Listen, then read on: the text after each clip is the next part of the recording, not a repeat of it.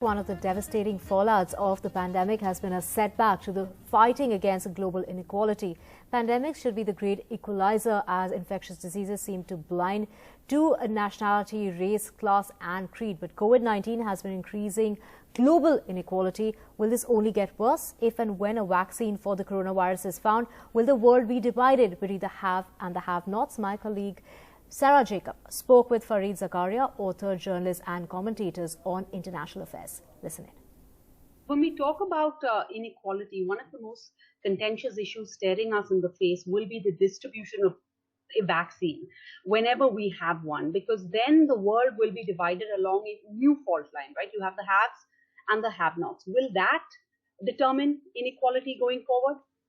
Oh, absolutely. Look, you are going to have, without any question, there will be countries that will be first in line for the vaccine, and they are going to be able to vaccinate their populations faster and quicker than others.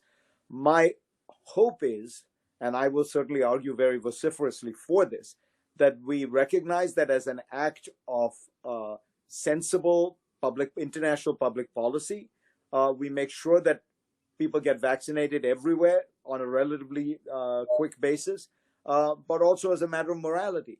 The truth is we are not all safe unless everybody is either vaccinated. Every country needs to achieve herd immunity through vaccination. That is only going to happen if the richest countries in the world band together and do it. And as I point out in the book, there are precedents for this. Even at the height of the Cold War, the Soviet Union and the United States came together to vaccinate the world and to eradicate smallpox. And this was, these two countries armed to the teeth with nuclear weapons, staring down each other, almost ready to go to nuclear war. We have no such rivalry right now. Why would it be difficult for the United States and China and Europe to get together and say, we are going to vaccinate the world? It's fine to vaccinate the US and China and Europe first, but very quickly thereafter, the rest of the world should be vaccinated. One point here, India is in a unique position. It is the only developing country that happens to have indigenous pharmaceutical capacity.